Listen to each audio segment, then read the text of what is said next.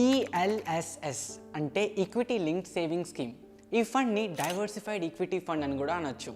ఈ ఫండ్లో mutual fund manager మీ మనీని డైవర్సిఫై చేస్తారు. అంటే మీ మనీని large companies, medium companies and small కంపెనీస్లో ఇన్వెస్ట్ చేస్తారు. And the main USP of this fund is the tax benefit under section 80C income tax act 1961.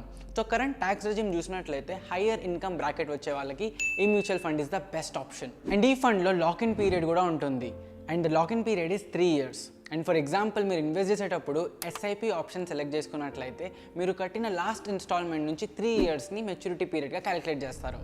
ఇప్పుడు ఈఎల్ఎస్ఎస్ ఫండ్ని వేరే ట్యాక్స్ సేవింగ్ ఫండ్స్ తోటి కంపేర్ చేసినట్టయితే like tax saver FD or PPF account, దీని యొక్క lock in period చాలా తక్కువ.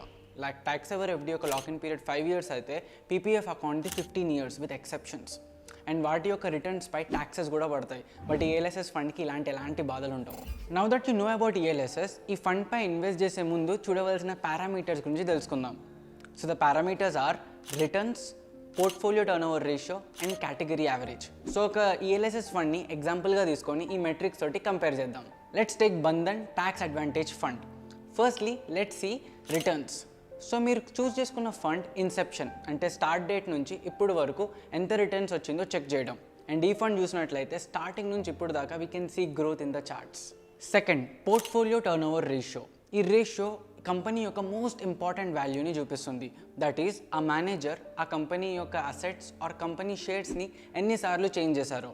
For example ఇది ఎంత లోగా ఉంటే అదంతా బెటర్. లైక్ మన ఫండ్ మేనేజర్ చూసినట్లయితే they have change it only 14%.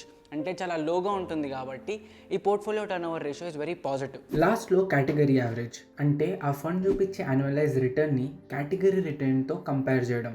So that యావరేజ్గా మనం సెలెక్ట్ చేసుకున్న ఫండ్ బెటర్ ఆర్ నాట్ తెలిసిపోతుంది. లైక్ ఈ ఫండ్లో annualised return is 18% and average is 15%. So ఈ ఫండ్ పై మనం ఇన్వెస్ట్ చేయొచ్చు. Hope this video was helpful for you and do subscribe to Yent Money for more finance content.